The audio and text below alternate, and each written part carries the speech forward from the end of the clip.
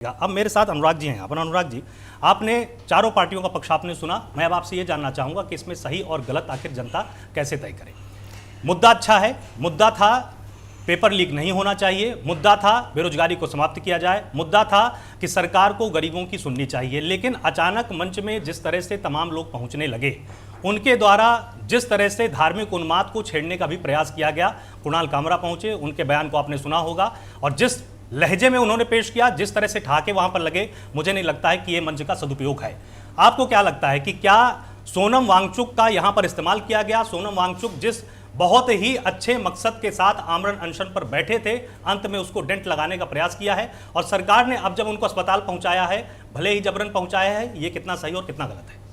आलोक जी, इस अजय जी आ रहा हूं आपके पास जी। ठीक है बोलिए अजय जी बोलिए। मेरा ऐड कर लीजिए 10 सेकंड के बाद 10 सेकंड। अनुराग जी हमारे बड़े भाई हैं। देखिए, माननीय प्रधानमंत्री जी को लोग देश संसार आदर्श मानता है। 196 कंट्री, जर्मन एक ऐसी कंट्री थी जहां हिटलर जो था वहां का तानाशाह मन की बात रेडियो पे करता था, देश के प्रधानमंत्री करते हैं। और जब जर्मन का शासक वो चांसलर बना था तो उसने कहा था मैं पेंट वाला, जैसे यहाँ कहा गया था मैं फोन वाला। फिर तीसरी बार हिटलर भी ऐसा ही लेता था जब संसद में गया था पहली बार। तो अगर आप एक माइन कैफ, हिटलर की एक बुक है, उसे पढ़िए सब लोग, उसका पेज नंबर 145-46 भी पढ़िए, तो 30 समानताएं देश के प्रधानमंत्री जी की हिटलर से मिलती हैं।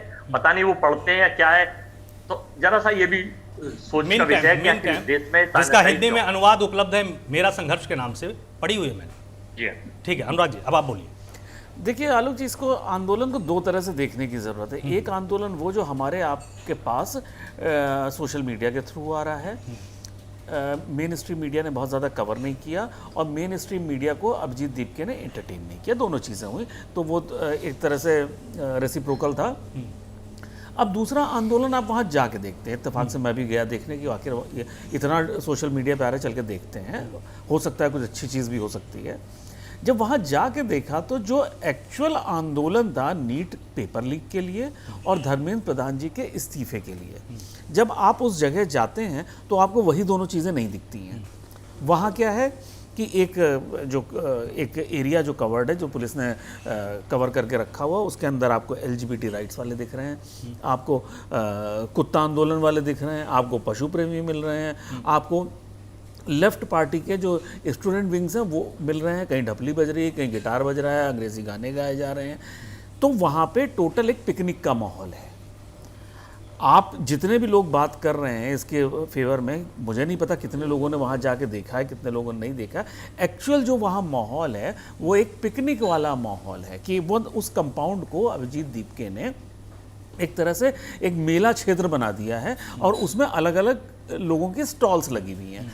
उसमें NEET, paper leak, Dharmendra Pradhan का इस्तीफा कहीं दिख नहीं रहा है। नंबर 2, अगर आप सोनम वांगचुक जी की बात करें तो मुझे तो लगा कि वो फंस गए इस पूरे चक्कर में। अभिजीत दीपके ने बड़ी स्मार्टली कह दिया कि जो उनको तो माइग्रेन का दर्द हो जाता है, इसलिए वो जो है करेंगे नहीं अनशन। फंस गए सोनम वांगचुक।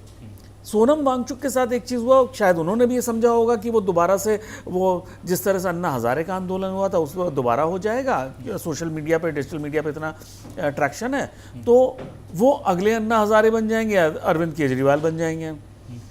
नतीजा क्या निकला कि ये आंदोलन तो रहा लेकिन जन आंदोलन नहीं बना। उस समय आज जो बात करते हैं कि पीएम ने बात क्यों नहीं करी है, सरकार ने डायलॉग स्थापित क्यों नहीं किया, देखिए उस समय की भी सरकार ने इसलिए किया था कि वो जन आंदोलन था, जन आंदोलन बन गया था, वो आंदोलन नहीं था। वो वहाँ पे ये एक छोटा सा आंदोलन है जो कुछ लोग वहाँ बैठ के आंदोलन कर रहे हैं। इनमें आप अगर इसको आप देखेंगे तो इसको पब्लिक सपोर्ट नहीं मिला, पब्लिक ने इससे कनेक्ट अपने आप को नहीं किया। उसका रीज़न कई हो सकता है। एक जो सबसे बड़ा रीज़न मुझे लगता है कि जो अन्ना हज़ारे का आंदोलन के बाद भारत की जनता को जिस तरह से ठगा गया कि आज देश की जनता का आंदोलन पर से विश्वास ही उठ गया।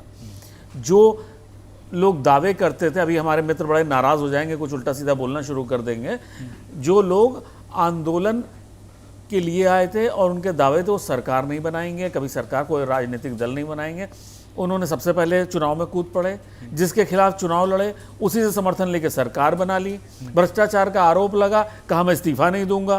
तो इन सब से जो भारत की जनता है वो ठगा महसूस करती है, इसलिए आंदोलन पर से अब किसी को विश्वास रहा नहीं है।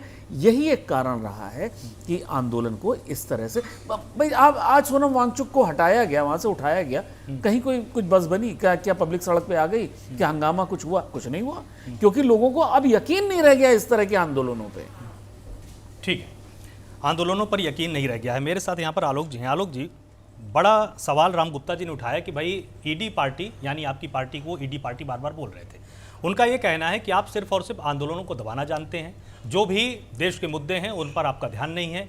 आप सिर्फ और सिर्फ अपनी सत्ता को बचाने के लिए किसी भी उस आवाज़ को दबा देंगे जो कि जनहित में उठाई जाती है। इनका सीधा आरोप ये भी है कि इसमें संवाद तो किया जा सकता था, अगर आरोप लग रहा है तो उसकी सफाई तो दी जा सकती थी, लेकिन रेडियो से मन की बात की जाएगी, लेकिन जंतर मंतर पर पहुंचकर दर्द नहीं पूछा जाएगा। ये इनका आरोप है। शुक्ला जी, इस पूरे आंदोलन में अगर किसी की आत्मा शहीद हुई है तो वो सोनम वांगचुक की है। जो सोच के वो चले थे या उन्होंने ये आमरण अनशन किया था, उसकी तिलांजलि दे दी लोगों ने। सही माने में अनुराग जी ने कहा है कि ये जन आंदोलन नहीं बन सका। इसका सबसे सटीक प्रमाण है कि आज उनको अस्पताल ले जाने के बाद भी पूरे देश में कहीं पर कोई रैली या कोई इस तरीके का उनके सपोर्ट में कोई बातें सुनने को नहीं मिल रही हैं।